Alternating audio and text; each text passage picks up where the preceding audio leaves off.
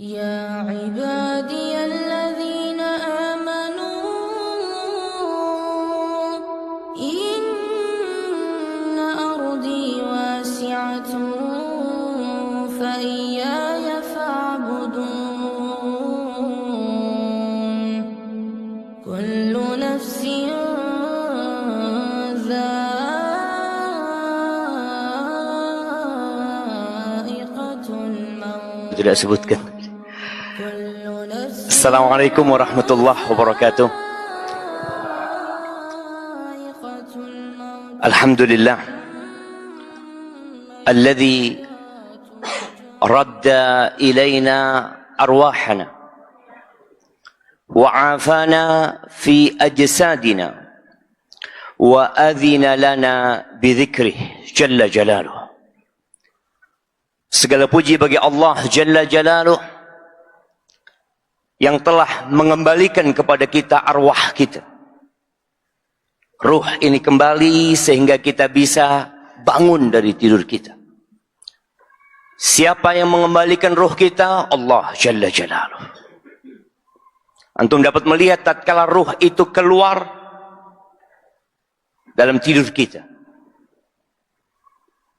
Ada orang-orang yang tidak pernah bangkit lagi dari tidurnya.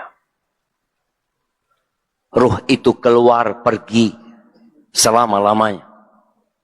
Sampai kelak Allah mengembalikan kepadanya kelak pada hari kiamat. Dan Allah menyehatkan badan kita. Wallahi jamaah, makanan yang kita makan, vitamin-vitamin yang kita konsumsi, tidak membuat kita sehat kecuali Allah mengizinkan. Kenapa kita selesai makan kita mengatakan alhamdulillah? Apapun yang kita makan, hendaklah kita memuji Allah atas pemberiannya buat kita dan makanan itu jadi manfaat buat kita. Ada orang yang makan jadi penyakit. Bahkan kata Nabi alaihi salatu wassalam, ma mala'a adamiyun wi'aan syarran min batan. Tidak ada wadah yang diisi oleh manusia yang lebih buruk daripada perut. Maka kita bersyukur kepada Allah kita bisa bangun dan sehat. Dan yang ketiga, nikmat yang Allah berikan kepada kita, Allah memperkenankan bagi kita untuk mengingatnya. Kita dapat bangun, meninggalkan ranjang kita, berwudu, kemudian menghadap kepada Allah Jalla Jalaluh. Salat subuh ini salat yang spesial. Enggak semua orang bisa salat subuh. Di beberapa daerah ada yang mengadakan gerakan sholat subuh berjamaah. GSB. Ana tanya, kenapa kok milih sholat subuh? Sepi. Karena sepi masjidnya. Ana ngomong sholat subuh ini sholat yang spesial. Kalau antum mau menggerakkan orang-orang sholat berjamaah, mulai dari sholat maghrib. Karena sholat maghrib semua pada bangun, nggak ada yang tidur. Hampir nggak ada yang tidur kalau maghrib itu. Antum ajak ke masjid, antum kasih tahu tentang sholat subuh, besoknya subuh ke masjid. Tapi kalau antum ajak mereka sholat subuh, mereka nggak ke masjid, yang sholat subuh ke masjid, yang biasa ke masjid memang. Nggak perlu antum gerakkan dia sudah ke masjid.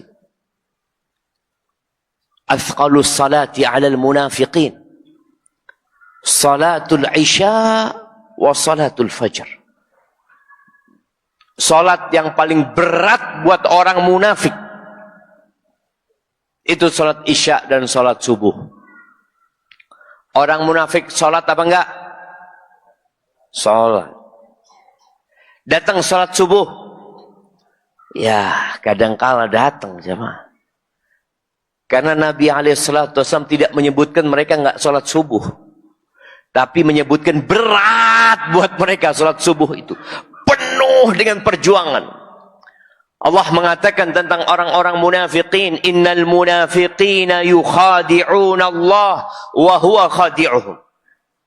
Wa idha qamu ila salati qamu kusala yura'una an-nas wa la yadhkuruna Allah illa qalila. Sesungguhnya orang-orang munafik itu hendak menipu Allah. Mereka pura-pura muslim. Mereka datang sholat. Mungkin kadangkala berada di saf pertama dia atau di saf keberapa. Datang dia sholat. Ingin menipu. Menipu Allah Azza wa Jalla yang maha mengetahui dengan segala yang berada di hati manusia. Wahuwa khadihum. Allah sebenarnya yang sedang menipu mereka. Gara-gara perbuatan mereka. Allah sebutkan buat kita kriteria orang munafik. Kriteria ini bukan untuk menghakimi orang. Tapi untuk mengevaluasi diri antum. Antum termasuk apa tidak? Mereka adalah orang-orang kalau bangkit hendak melaksanakan sholat. Qamu kusala. Males. Sholat tapi males. Ini tanda-tanda orang munafik. Bukan tidak sholat. Yang disebutkan dalam ayat ini. Sholat tapi males. Berat ya mau sholat ya. Dengar hayya ala sholat ya Allah. Maka obatin diri antum. Berangkat ke masjid kadangkala mereka memaksakan diri. Yura'unan nas. Riya. Pamer. Dan mereka tidak mengingat Allah kecuali sedikit. Dikit dia. Sholatnya cepet-cepetan ya. Kalau ada orang mungkin agak panjang. Kalau sendirian. Ya. Yang penting ada gerakan yang dia lakukan. Mereka ingin menipu Allah dengan perbuatan mereka. Maka kita bersyukur kepada Allah bisa sholat subuh berjamaah. Dan semoga Allah mencatatnya dalam catatan kebaikan kita. Allahumma salli wa sallim wa zid wa barik wa an'im ala abdika wa rasulika sayyidina wa maulana Muhammadin wa ala alihi wa ashabihi ajma'in. Ya Allah, semoga salawat dan salam, berkah dan nikmat senantiasa Engkau curahkan untuk hamba kekasih-Mu, untuk baginda Nabi kita Muhammad alaihi salatu wassalam, yang beliau sudah menetapkan titik perjumpaan kita di telaga Nabi alaihi salatu wassalam. Semoga kita bisa minum di telaga Rasul sallallahu alaihi wasallam dan berada di belakang Nabi alaihi salatu wassalam tatkala beliau membuka pintu surga sallallahu alaihi wasallam. Amma ba'd, ahibati fillah. Tahun berapa anak ke masjid ini? Jemaah? Ada yang tahu?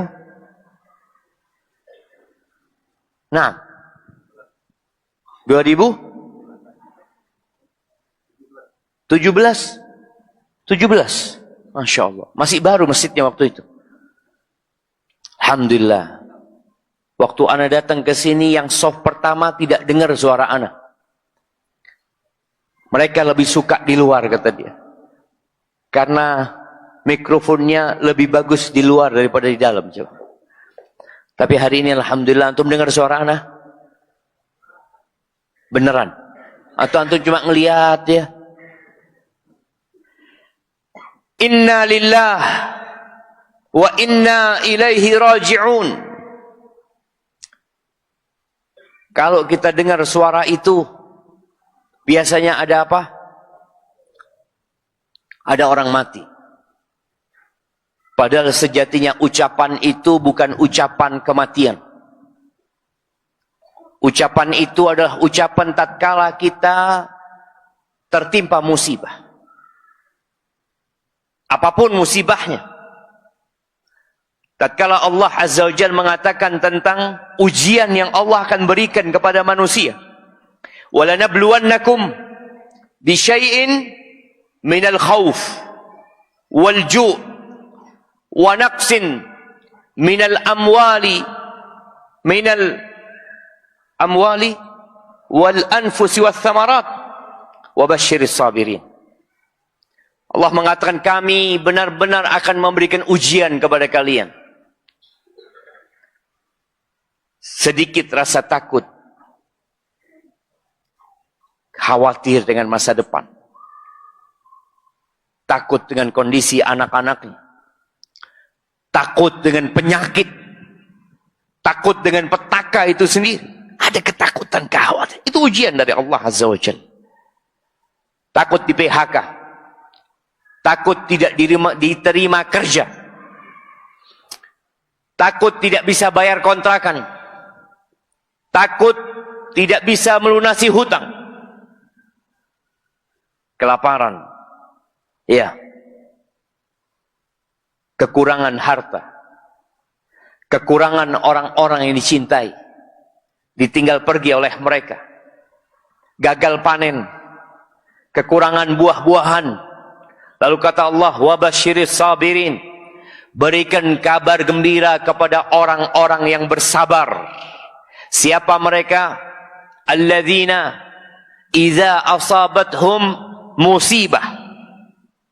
Mereka adalah orang-orang apabila terkena musibah. Musibahnya apa? Udah disebutkan tadi. Kehilangan sandal. Boleh jadi antum pulang kehilangan sandal. Jadilah orang yang sabar. Mereka yang berkata kalau kena musibah, inna lillah wa inna ilaihi raji'un. Jadi ucapan itu bukan untuk kematian saja. Antum datang ke sawah, yang ditakutkan oleh petani bawang itu apa? Apa jemaah? Iya, gagal panen karena apa? Karena hama, karena hujan. Kalau deras hujannya dikenangin sama air, tahu-tahu dia ke kebunnya, banjir kebunnya. Apa yang seharusnya dia katakan? Inna lillah wa inna ilaihi raji'un. Kita tuh milik Allah, dan kita semua kelak akan kembali kepada Allah Azza wa Jalla. Tolong ucapan ini mulai, bukan dirutinkan jamaah. Kalau dirutinkan berarti kita sering kena musibah. Yang dirutinkan itu ucapan alhamdulillah. Kalau ucapan inna lillah ini insidental. Ketika ada kejadian, antum biasakan mengucapkan inna lillah. Anaknya datang laporan sama ayahnya. Ayah, ada musibah ayah. Apa nak? Remedi. Dia harus ngulangin ujian. Kata ayahnya, kok bisa? Engkau kok nggak belajar? Kenapa engkau nggak katakan inna lillahi wa inna ilaihi raji'un? Lalu anaknya mengatakan, nak, ayah, siapa yang mati ayah? Nah, bukan mati, nilaimu ini musibah ini. Ibumu harus ngulangin belajar sama engkau. Jamaah rahimakumullah. Seringkali kita mendengar kabar kematian. Sekarang informasi kematian itu bukan hanya di kampung kita. Dengan adanya handphone, kita dapat berita kematian dari kota lain. Ana itu sering dapat kiriman innalillahi wa inna ilaihi raji'un. Mati fulan di mana? Di Malang, ana di Jember. Mati fulan di Surabaya, ana di Jember. Untuk memberikan informasi bahwasanya ada yang meninggal dunia. Berapa banyak orang-orang yang kita kenal, yang kita cintai, yang dia pergi meninggalkan kita tanpa pamit, jemaah. Kita nggak pernah tahu kapan ajal itu datang menyebut kita.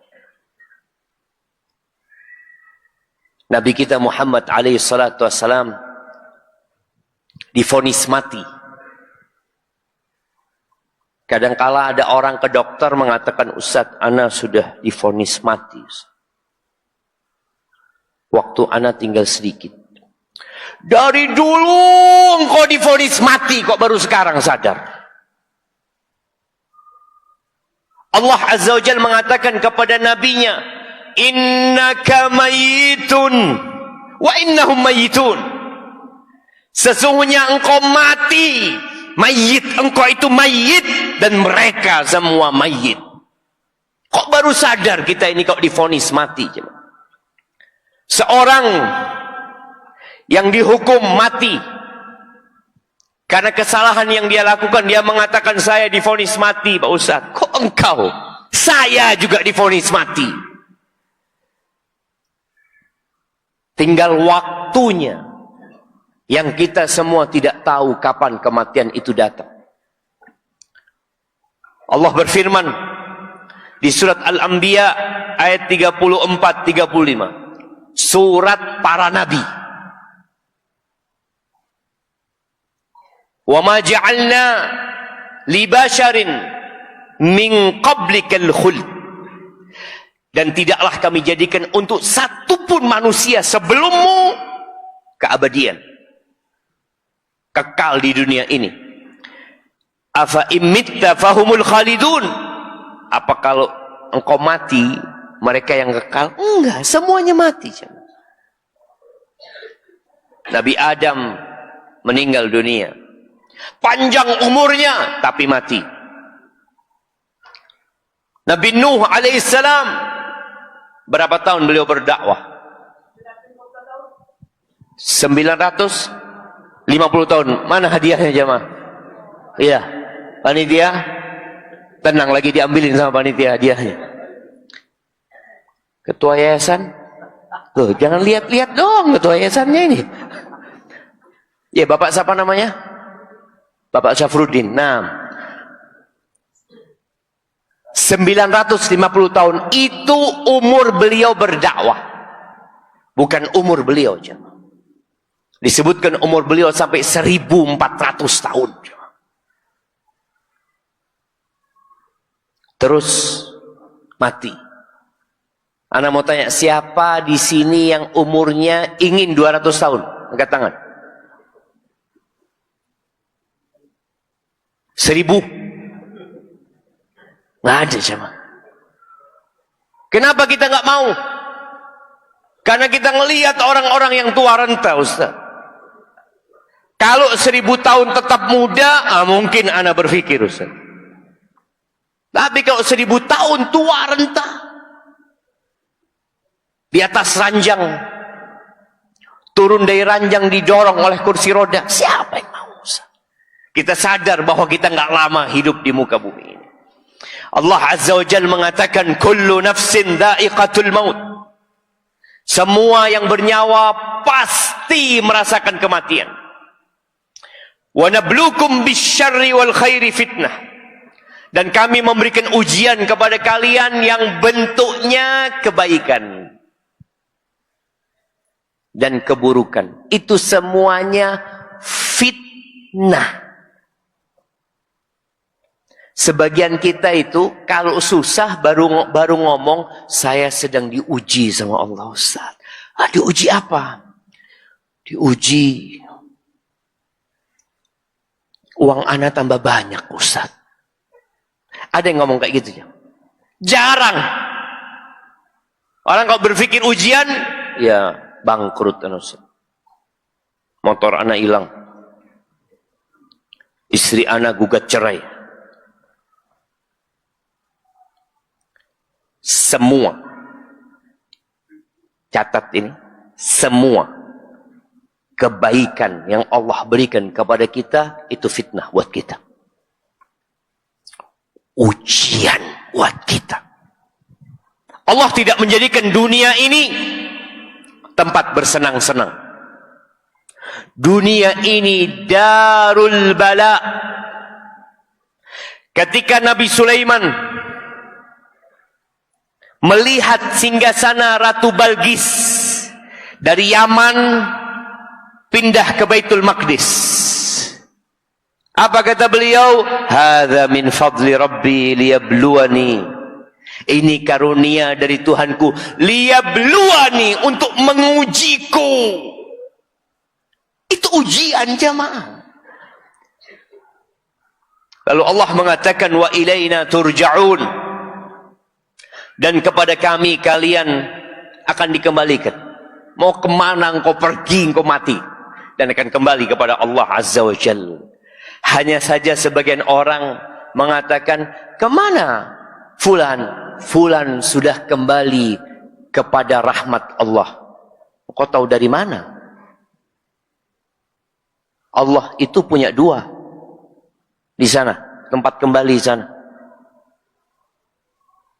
Wa fil akhirati azabun syadid wa maghfiratun minallahi wa ridwan.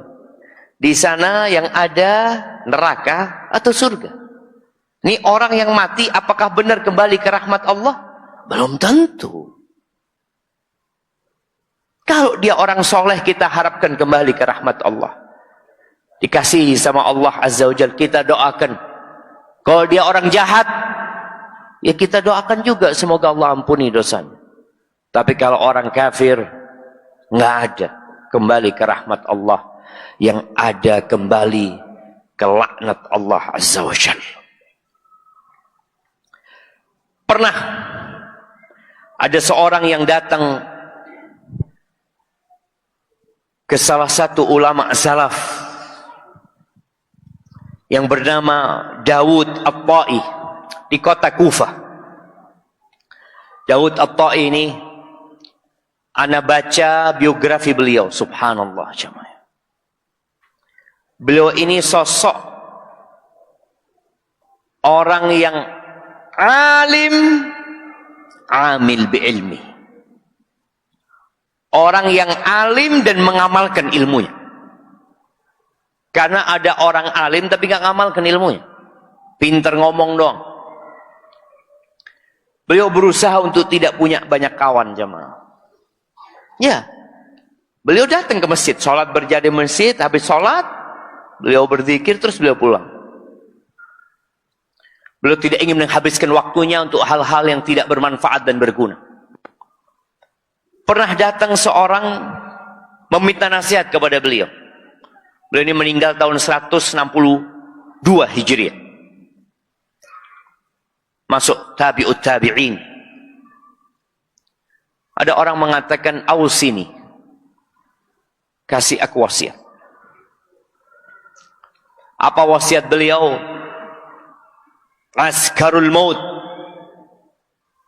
yantadhiruna, pasukan kematian sedang menunggu. Itu wasiat. Gimana kalau antum sedang di masjid, lalu ada orang yang mengatakan, Mas, ada 5 polisi di luar lagi nungguin antum. Polisi? Salah apa nak? Kata dia. Kebayang dia nunggu jamaah. Selesai kajian, ya Allah, polisi. Ustaz, kalau bisa jangan selesai kajiannya, Ustaz. Dia takut jemaah. Polisi. Atau ada yang ngasih tahu, Mas, itu ada preman 20 orang, semua bawa parang, lagi nungguin antum di pintu sana. Dan antum berbuat salah.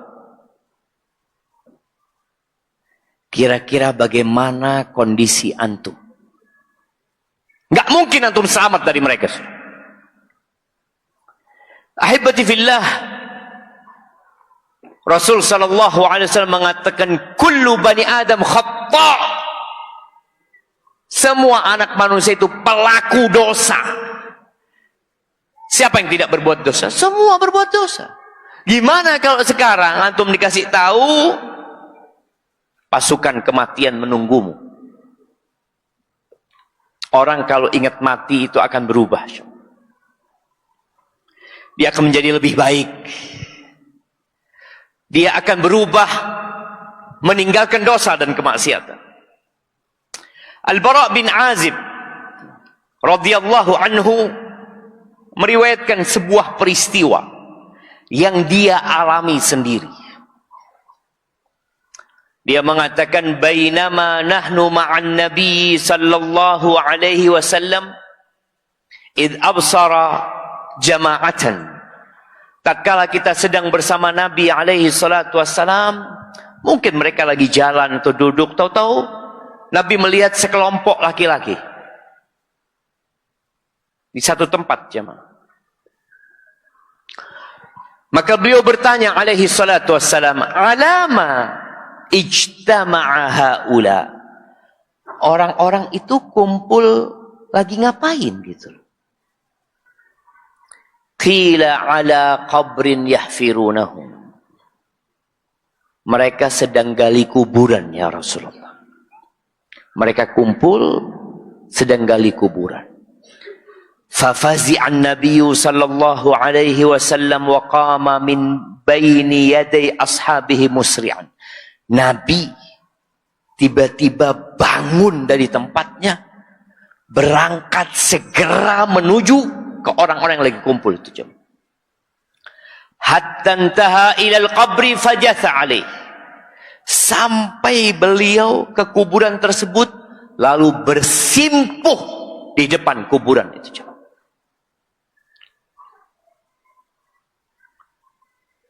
Qala al-Bara' fastaqbaltuhu. Bara' ngelihat Nabi bersimpuh, maka Bara' menghadapi Nabi di pinggir kuburan satunya agar dia melihat apa yang dilakukan Nabi sallallahu alaihi wasallam. Qal fabaka hatta balla thara min dumu'ihi. Beliau menangis, ya. Sampai tanah yang di depan beliau basah.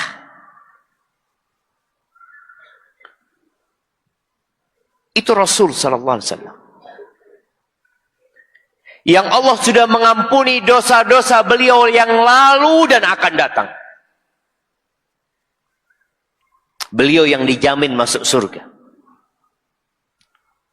Beliau yang dapat janji dari Allah akan dikasih tempat yang mulia kelak di padang mahsyar dan di surga Allah Azza wa Jalla. Beliau nangis sampai basah tanah yang di hadapan. Kita semua pernah nangis, insya Allah. Nangis karena apa? Karena di PHK. Nangis karena sakit. Nangis karena sedih ditinggal mati orang-orang yang dia cintai. Tapi adakah di antara kita yang menangis karena takut kepada Allah Azza wa Jalla? Dia teteskan air matanya. Bukan karena luka, tapi karena takut kepada Sang Pencipta. Coba antum introspeksi diri. Selama antum hidup, berapa kali antum menangis karena takut sama Allah Azza wa Jalla? Thumma aqbala alaina. Lalu beliau setelah menyelesaikan air matanya, beliau menghadap kepada kami. Lalu beliau mengatakan, "Ai ikhwani, limithli hadzal yaum fa'iddu, limithli hadzal yaum fa'iddu." Wahai saudara-saudaraku, untuk yang seperti hari ini hendaklah kalian mempersiapkan diri. Untuk yang seperti hari ini hendaklah kalian mempersiapkan diri. Ahibati fillah, siapa yang mau menikah bulan ini? Antum, Masya Allah. Nanti minta hadiahnya sama Ustaz Asmon ya. Antum lihat Ustaz. Antum mau nikah bulan ini. Persiapannya mulai kapan? Berapa bulan antum mempersiapkan? 3 bulan. 3 bulan. Lihat, persiapan untuk nikah 3 bulan. Padahal nikah itu cuma sehari. Nah, selesai. Ada orang persiapan untuk wisuda. Berapa tahun dia mempersiapkan diri untuk wisuda? Ada yang 7 tahun. Karena nggak selesai skripsinya. Akhirnya baru selesai setelah 7 tahun. Persiapan untuk kematian berapa lama tuh?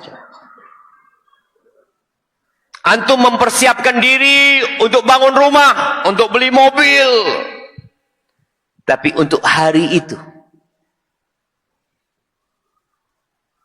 banyak di antara kita yang lengah, tidak mempersiapkan diri. Ana ingat cerita seorang yang menceritakan orang lain. Ana dengar langsung dari orang yang cerita. Dia cerita, ada fulan di Solo, cerita dulu dia. Fulan itu kalau beli baju 2. Beli baju 2. Satu dia pakai, satu dia sedekahkan. Kalau dia kasih belanja buat keluarganya 2. Satu buat rumahnya, satu buat pesantren. Satu buat rumah anak yatim. Pokoknya semua 2.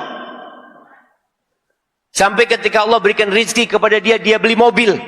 2 dia beli mobil. Satu buat dia, satu dia sedekahkan. Anak-anaknya protes. Ayah, kalau baju 2 oke lah ya.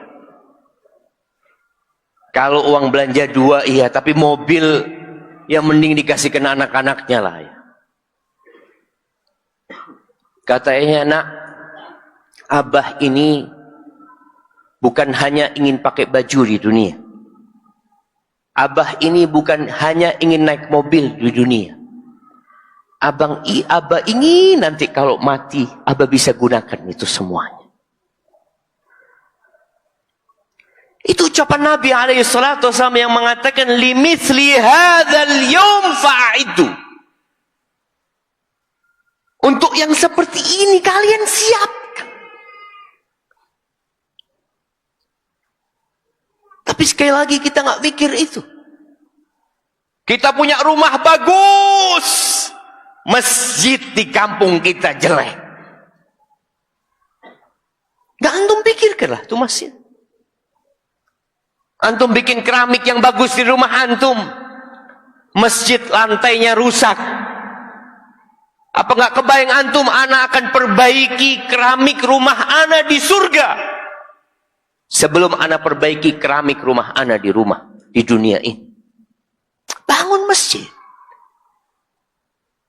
Yang kata Nabi alaihi salatu wassalam, man bana lillahi masjidan banallahu lahu baitan fil jannah.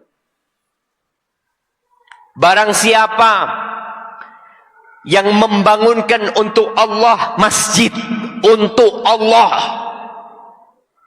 kalimat lillah ini syarat. Karena yang bukan untuk Allah hanya akan jadi bala dan azab. Yang membangunkan untuk Allah, Allah akan bangunkan bagi dia rumah di surga Allah SWT. Ini persiapan jemaah. Antum bekerja jam 7 sampai jam 3. Sampai jam 4. Persiapan untuk apa? Untuk bayar kontrakan. Persiapan untuk apa? Untuk memberikan nafkah kepada keluarga. Jangan lupa untuk hari itu jemaah. Yang kata Nabi alaihi salatu wassalam, yadba'ul mayyit thalath. Yang akan mengantarkan mayit ke kuburan itu 3. Ahluhu keluarganya, maluhu hartanya, wa amaluhu dan amalnya. Bagaimana kalau ini orang kaya jamaah, yang nganterkan satu kampung. Dia punya anak buah banyak, mengantarkan dia. Dia punya popularitas. Antum bisa lihat ya orang-orang yang populer, yang masyhur, kalau mati, banyak yang ngantarkan jamaah. Fan-fannya itu nganterin. Karena ngefan, berangkat nganter. Sampai rame di jalanan. Keluarganya. Adakah satu dari fan-nya yang dampingin dia? Adakah satu dari anak-anaknya, dari istri-istrinya yang mau mendampingi dia di kuburan? Lah. Nggak ada. Anak-anaknya nangis. Nangis sedih, bukan takut sama Allah.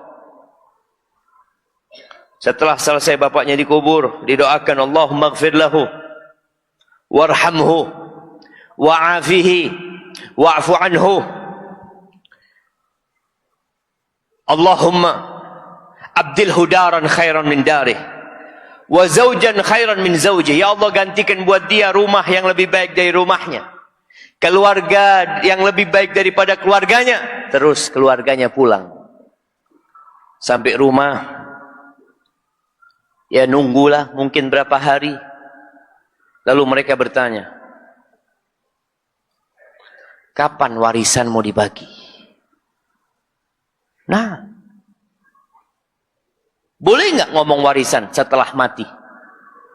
Boleh. Siapa yang bilang nggak boleh?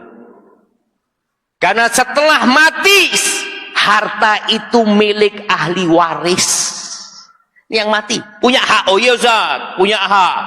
Apa? Min ba'di wasiyatin yusa biha aw dain. Kalau bicara warisan, bayari utangnya dulu. Tunaikan wasiatnya dulu. Selesai itu, udah selesai. Yang mati selesai. Ustaz, belum basah kuburannya Ustaz. Belum kering kuburannya Ustaz. Selesai. Dia di sana bukan sama uangnya. Dia di sana bukan sama keluarganya. Sama apa? Amalnya. Dia kesana sama amalnya. Makanya antum kok bingung sama hartanya, lu dia sama amalnya. Dia ketika hidup gak berpikir untuk bawa tuh harta. Dia tinggalkan buat ahli warisnya. Oleh karena itu Nabi SAW mengatakan, ayyukum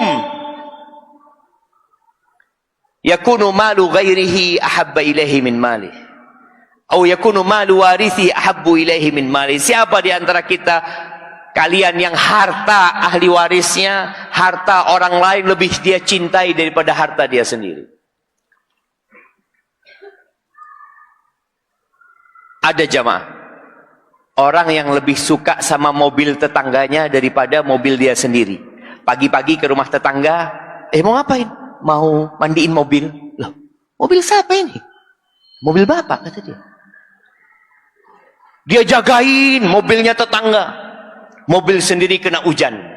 Mobilnya tetangga dia masukkan ke garasi dia, jemaah. Mobil dia sendiri terkena panas dan terkena hujan.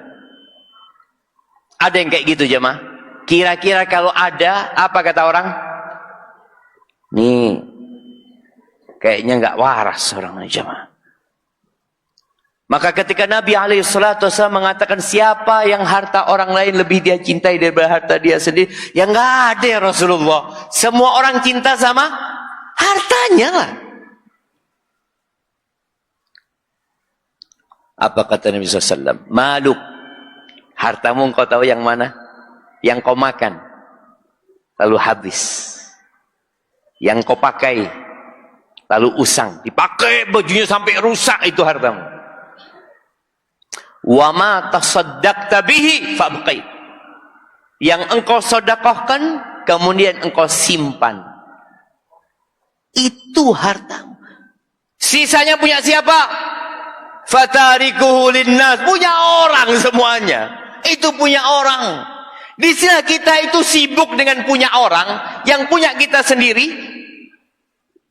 kita nggak pikirkan. Makanya tadi ketika sudah mati, harta itu otomatis pindah menjadi milik ahli waris. Ahibati fillah, ingat kita dulu nggak ada dan kita akan menjadi tidak ada. Semua kita jemaah. Maka cobalah engkau duduk merenungkan tentang kenapa aku ada. Apakah aku ada untuk main game? Apakah aku ada untuk main bola? Apakah aku ada untuk berjalan-jalan di muka bumi ini? Apakah aku ada untuk berdagang? Apakah aku ada untuk bekerja cari duit? Allah mengatakan, hal ata 'alal insani hinum minad dahr lam yakun syai'an madhkura. Inna khalaqnal insana min nutfatin amsyajin nabtali faja'alnahu sami'an basira. Allah, kita dulu nggak ada terus jadi ada. Allah berikan kepada kita pendengaran, penglihatan. Kita tercipta dari air mani yang bercampur. Itu untuk diuji jamaah, untuk diuji. Apa targetnya? Ayyukum ahsanu amala. Siapa di antara kalian yang paling baik amalannya? Bukan yang paling kaya, bukan yang paling tinggi jabatannya. Bukan. Tapi siapa yang paling baik amalannya? Allah juga mengatakan, wa ma khalaqtul jinna wal insa illa liya'budun. Tidaklah aku ciptakan bangsa jin dan manusia kecuali untuk beribadah kepadaku. Ya Ustaz, Anda sudah tahu dari dulu Anda ciptakan untuk beribadah. Tapi Anda sekarang kan masih muda Ustaz. InsyaAllah nantilah kalau sudah putih jenggotnya, Anda akan fokus ibadah. Ahibati fillah, apakah semua kita akan sampai ke umur 70 tahun? Kita melihat bayi baru lahir mati. Anak SD yang orang tuanya sudah nabung buat kuliah dia. Yang orang tuanya sudah sempat ngobrol sama anaknya tentang cita-cita dia. Kita lihat ya anak-anak TK SD ditanya cita-citamu mau jadi apa? Udah punya cita-cita. Dan orang tua biasanya sudah memikirkan, anakku kepingin jadi ini, berarti kira-kira ingin jadi dokter. Kira-kira butuh duit berapa, dia mulai menabung. Ternyata anaknya mati. Anak punya kerabat, hari Jumat lalu meninggal dunia. Namanya sama, namanya dengan anak, Syafiq. Dia masih umur 23 tahun. Dia rencana mau menikah sebelumnya bulan Januari. Tapi semuanya habis ya mah. Tinggal cerita. Dan di antara tanda bapaknya masih hidup, ibunya masih hidup, kakaknya masih hidup, pamannya masih hidup, dia mati. Nggak ada yang lihat umur. Bahkan di antara tanda-tanda kiamat, kata Nabi SAW di hadis yang diriwayatkan Tabrani, inna min amaratis sa'ah ayyadhhar mautul fujah. Di antara tanda-tanda kiamat itu banyaknya munculnya mati mendadak. Itu tanda-tanda kiamat dan kita sudah melihat. Satu pesawat hilang, nggak tahu ada di mana. Anda masih ingat dulu ada maskapai namanya Adam Air. Masih ingat yang pesawat itu hilang jamaah? Yang orang-orang yang di pesawat itu hilang. Entah kemana. Ditemukan puing-puing di lautan. Satu pesawat. Ya, beberapa waktu yang lalu ada pesawat dari Jakarta, pesawat terbaru jamaah, yang berangkat lupa ke Pangkal Pinang atau dia naik dan tidak pernah mendarat. Hanya tinggal cerita. Ratusan orang di dalam pesawat itu pagi. Orang itu mau kerja, orang itu mungkin ada meeting, mungkin sudah yang nunggu, sudah standby di bandara. Dia nunggu, bahkan sudah booking hotel, bahkan sudah booking untuk makan siang, bahkan macam-macam mereka punya rencana. Tapi Allah katakan, mati semua. Mati mendadak ini enak apa enggak enaknya? Jamaah. Gimana? Mati mendadak itu enak dan tidak enak. Dalam sebuah athar, Aisyah bertanya kepada Nabi SAW, an mautil faj'ah. Gimana sih mati mendadak itu gimana? Kata Nabi SAW, rahatun lil mu'min. Mati mendadak itu istirahat buat orang beriman. Buat orang mukmin yang sudah siap mati, itu istirahat. Nggak perlu sakit-sakit lagi. Nggak perlu ngerepotkan orang lain. Tahu-tahu dia mati. Wa akhdatu asafin lil fajir. Tapi untuk orang jahat, untuk orang fajir, maka itu jadi pencabutan yang penuh penyesalan. Karena dia belum siap. Orang kalau mati waktu sholat, Masya Allah. Ada mati di hotel. Mati di hotel sedang berzina. Na'udzubillah min dzalik. Mati sedang bernyanyi, minum khamr juga. Muter-muter. Ada. Ada penari ular yang mati sedang menari digigit ular. Dia punya rencana. Ya, semua orang mukmin insya Allah ya punya harapan untuk bertobat kepada Allah Azza wa Jal. Tapi kadangkala yang ada menunda-nunda. Dia punya angan-angan yang panjang, jamaah. Allah Azza wa Jal menyebutkan di surat Az-Zumar ayat 56 sampai 58. Menceritakan tentang orang nih yang mati dan belum siap mati. An taqula nafsun ya hasrata ala ma farrattu fi jambillah wa in kuntu laminas sakhirin. Supaya jangan ada orang yang mengatakan, amat besar penyesalanku atas kelalaianku dalam menunaikan kewajiban terhadap Allah Azza wa Jalla. Sedang aku sesungguhnya termasuk orang-orang yang memperolok-olok agama Allah.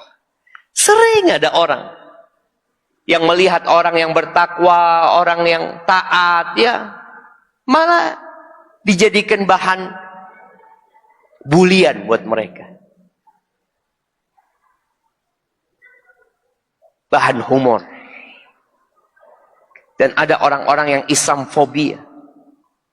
Yang dia takut dengan orang kalau taat kepada Allah Azza wa Jalla. Sering datang ke masjid, hati-hati nih. Harus diawasin. Jangan-jangan teroris. Haibati fillah. Jangan sampai engkau mengatakan itu. Dulu memang aku suka memperolok-olok orang yang bertakwa kepada Allah, orang-orang yang beriman. Au taqul, "Lau annallaha hadani lakuntu minal muttaqin."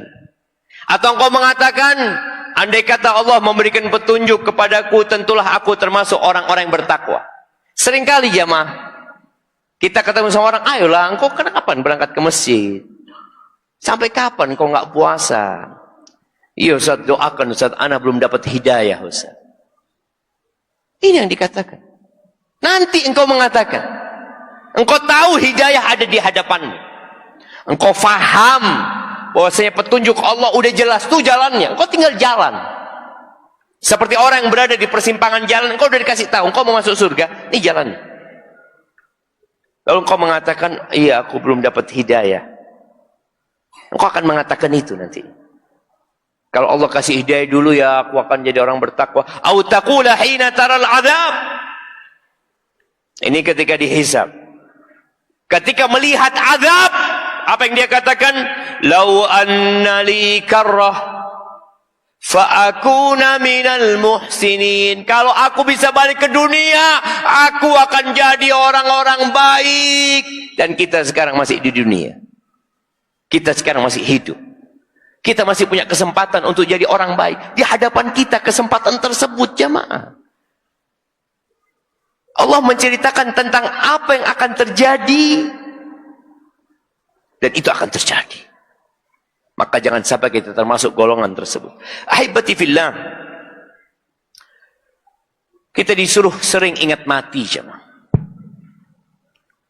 Tapi manusia berusaha untuk menghilangkan peringatan dengan kematian. Salah satu yang mengingatkan kita kepada matian itu ziarah kubur.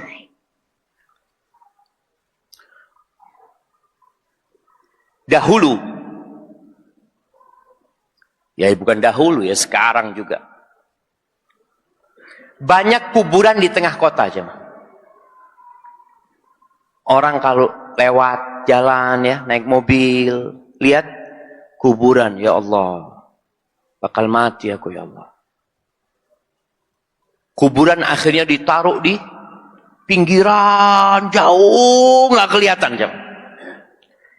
Antum yang dilihat pasar, toko, gedung-gedung tinggi, hotel. Kapan antum akan ingat mati? Pernah ana hadir ke sebuah walimah, seperti di ruang restoran dan ruang pertemuan, jemaah. Ana di depannya itu ada tembok tinggi di seberang jalan, jemaah. Ana tanya, Mas, ini apa Mas? Kata dia. Di balik tembok itu. Kuburan, Pak Ustaz. Jadi waktu dulu belum ada temboknya, sepi Ustaz. Restoran sama kafe ini sepi Ustaz. Karena orang kalau ke sana ngelihat ingat mati, nggak jadi belanja. Ingat mati pulang mungkin. Setelah ditutup jamaah, rame.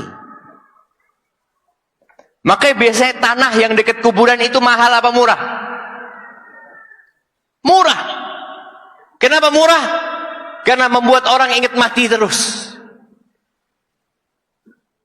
Rasulullah sallallahu alaihi wasallam dalam hadis yang diriwayatkan Ibnu Hibban rahimahullahu taala, beliau mengatakan aktsiru dzikra hadzimil ladzat.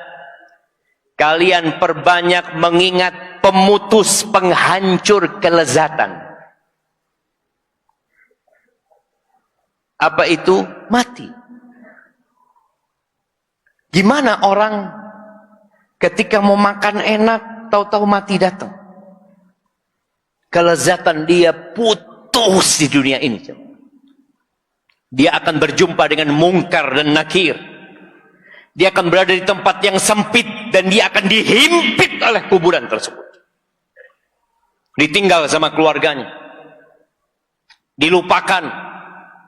Bahkan sebagian orang kuburannya udah nggak ada juga. Itu pemutus kelezatan. Kalau antum masih hidup, antum masih banyak merasakan kelezatan. Tapi mati selesai. Tinggal itu jadi azab atau jadi nikmat kuburan antum. Beliau mengatakan alaihi salatu wassalam, fama dzakarahu 'abdun qab wa huwa fi dhiqin illa wassa'ahu alaih. Tidaklah seorang hamba siapapun yang mengingat kematian dalam kondisi dia sedang sempit urusannya. Ada banyak masalah dia, tapi dia ingat mati, maka jadi luas buat dia. Dia akan mengatakan, aduh, hidup ini nggak lama, bentar lagi aku mati, kata dia. Jadi musibah, petaka dunia jadi ringan buat dia. Wala dzakarahu wa huwa fi sa'ah illa dhayyaqahu alaih. Kalau dia sedang nikmat hidupnya, sedang mendapatkan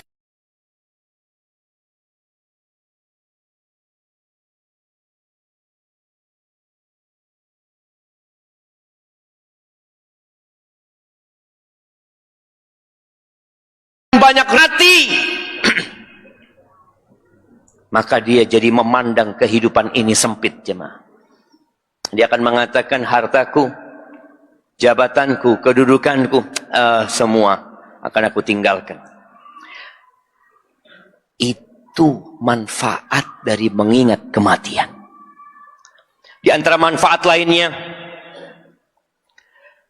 ada nasihat dari Abu Darda agar kita hidup nyaman di dunia ini dengan mengingat kematian. Kata beliau, man aktsara min dzikril maut qalla hasaduhu wa qalla farahu. Barang siapa yang sering mengingat kematian, maka hasudnya, hasadnya, irinya, dengkinya akan menipis.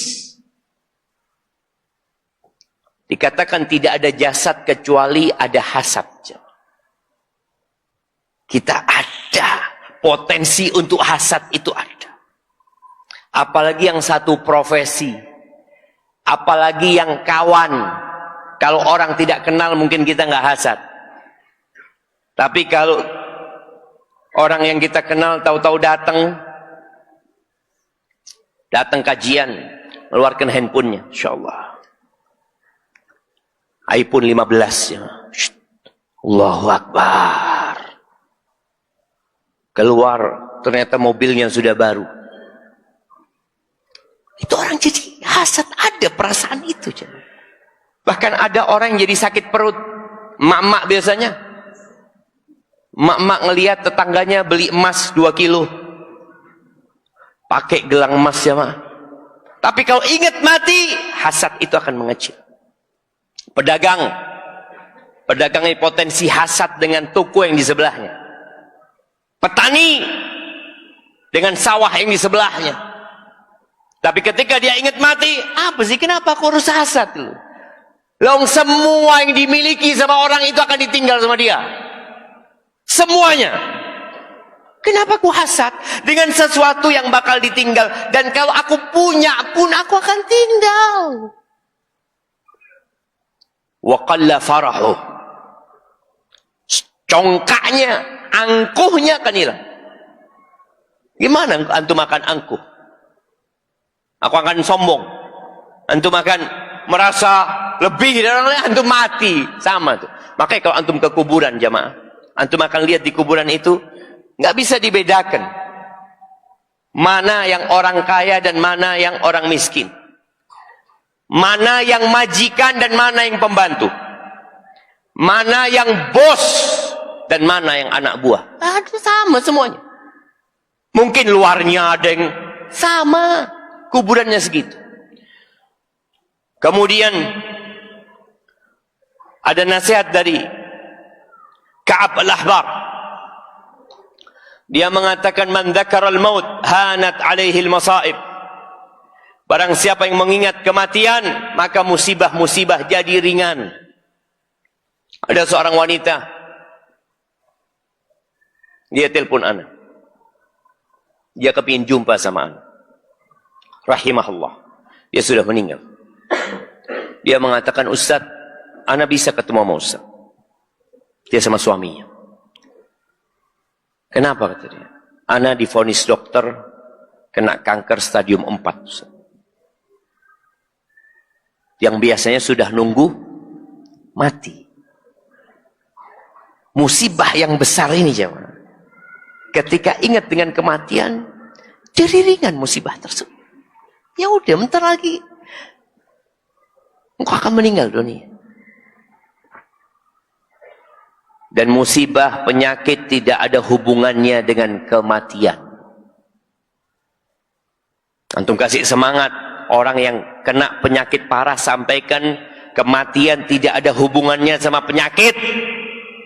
Orang sehat mati. Jangan dipikir, oh bakal sakit, bakal mati duluan, nggak ada. Berapa banyak kita melihat orang-orang tua yang sepuh yang sakit, menaun sakitnya, asyatulan minad dahar, nggak mati-mati. Yang merawat mati duluan. Ada seorang dokter yang ketika dia selesai shiftnya, dia ngomong sama satpamnya, nanti kasih tahu ya, sama yang sakit itu, besok aku akan datang jam sekian. Ya, siap kata dia, malam hari ini jam. Ternyata dokternya nggak pernah datang ke dia jam. Kenapa? Mati dokternya. Dokternya mati duluan. Matal mudawi wal mudawa walladhi jalabad dawa'a wa ba'ahu walladhi ishtarah. Itu sudah ketentuan Allah Azza wa Jalla. Al-mudawi, dokter yang ngobatin, tabib yang ngobatin mati. Yang diobatin mati. Yang bikin obat mati. Yang jualan obat mati. Yang beli obat mati. Antum pikir kalau antum bawa obat, antum nggak mati? Ana insya Allah mau jadi dokter, Ustaz. Kenapa? Biar panjang umur, Ustaz. Ngapa katanya? Nggak ada. Antum bicara dokter bisa panjang umur, nggak ada. Dan ahibati fillah, orang yang ingat dengan kematian, dia akan mensegerakan taubat. Angan-angan dia akan pendek. Dan dia akan semangat beribadah. Maka saatnya kita mengingat kematian, antum melihat bagaimana persiapan antum. Apa yang sudah antum miliki, antum sudah punya rumah belum? Kalau belum punya rumah di sana, pikirkan rumah antum. Jangan sampai rumah antum di sana lebih buruk daripada rumah antum di dunia. Antum ingin punya kendaraan di sana, usahakan kendaraan di sana lebih baik daripada kendaraan antum di sini. Pakaian juga seperti itu. Karena kita banyak sodakoh jamaah, tapi biasanya yang kita sodakohkan itu yang sudah tidak kita sukai. Antum sodakoh baju yang sudah tidak layak. Gimana antum sodakoh baju baru? Gimana antum berbagi sesuatu yang antum cintai? Barakallahu fiik. Itu mungkin yang dapat Anda sampaikan. Semoga kita diampuni dosa-dosanya oleh Allah Azza wa Jalla. Dikuatkan semangatnya untuk beribadah. Dan jangan lupa antum mendoakan saudara-saudara antum yang ada di Gaza. Yang mereka tiap hari kematian itu sudah menjadi hal yang lumrah jemaah buat mereka. Maka berusahalah antum mendoakan mereka dan berbuat yang terbaik untuk saudara-saudara kita yang di sana. Aqulu qawli hadha wa astaghfirullah li wa lakum wa li sairil mu'minin wal mu'minat fastaghfiruh innahu huwal ghafurur rahim. Jamaah, ana sebenarnya ingin nambah tapi ana lihat ini hari Jumat. Harinya anak-anak sekolah ya, harinya teman-teman bekerja. Insyaallah kita berjumpa di lain waktu.